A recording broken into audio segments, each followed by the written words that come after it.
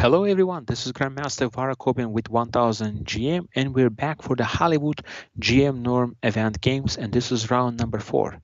In this round we have FM Malicka against IM Kiewra. Let's take a look. E4, C5, Sicilian defense and knight c6, not the d6, not the very popular and a fashionable Najdorf. We have now the Rosolimo, bishop b5 played by Malicka. G6, castles, bishop G7, and now there are different ways to play. You can take on C6 or you can play C3. So I choose a C3, knight F6, hitting the pawn, rook E1, D4. So of course white has the control of the center, and if you don't do anything, you're going to be in big trouble after D5. Knight C3, bishop G5, white is very active, so you have to do something, and that something is D5 to fight for the center. Knight here, bishop E3. I generally like these positions for black. I don't think white has much advantage here. But queen b6 now, very concrete move, hitting the bishop and also a little bit eyeballing the b2 pawn. Bishop c6 takes, queen c1. It's a good positional move. You don't want to put the queen on c2 because it's going to be hit by bishop f5, attacking the queen. So that's why you play the move queen c1, because that way now you're putting some pressure here and also you're protecting the pawn on b2. F6, a logical move. Black is trying to get some counterplay, opening up the F file. Knight C3, Queen A5. It's a dubious move in this position. The better option would have been the move Bishop F5. Then we will see H3, Knight takes C3, Queen C3, for example. It looks like white is just maintaining a slightly better position, pressuring here and can't really play C5. So Queen A5 comes in, Knight takes C4 would have been actually quite good too. Knight takes E4, takes some very sharp lines after Queen C6. Now the rook is under attack, C6 under attack. If you play Rook B8, just this is not that great because you have E takes F6 and Bishop F4 hitting the rook. So and if the Bishop F5 comes in, then you simply play check. B4 and Knight D2. And white is doing quite well. The next move is Queen B3, try to get the queens off the board.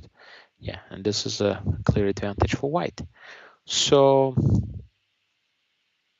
yeah, again, Bishop F5 is the best move still, but still I think white would have advantage. But after Queen A3, now E takes F6, takes Bishop H6 in aggro. Again, it was not too late still to take on E4, take back and grab the pawn on C6 with an advantage. But play Bishop H6, Bishop F5, G7, G7, Knight H4. Knight is on H4 now, putting pressure on F5. Yeah, if you take on C3, inserting Knight F5 will really ruin the structure. And now Malicka goes for the extra pawn. Certainly, it's got to be an advantage for white, extra pawn, and not so clear where is the compensation. Queen A3, Knight F3, Rook E7, B3, Queen C5, Rook E2 now. So by playing this way, allow this rook to come into the second rank. We know from our experience, if the rooks come on the second rank, it's going to be very hard to get them back from there. So if you trade Bishop D5, it's just looking great for black. Good compensation. And now again, getting ready to put the bishop on D5.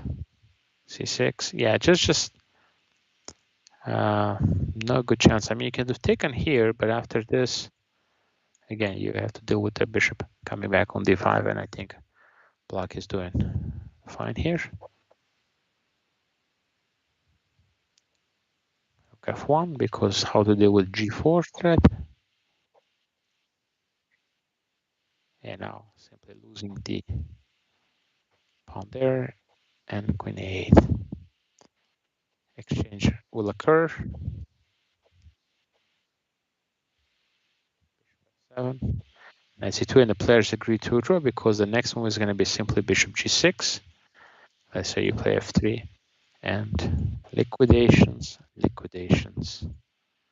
and liquidations. So it's going to be a rook and 3 pawns versus 3 pawns. Solid draw here for the FIDE master Malicka. She was pressing, and perhaps she's not even going to be happy with that result because it looks like she had some good chances here to score a full point against IM Kiewra. So thank you everybody for watching this game, and we'll be back with more game analysis for you from round number 4. See you soon.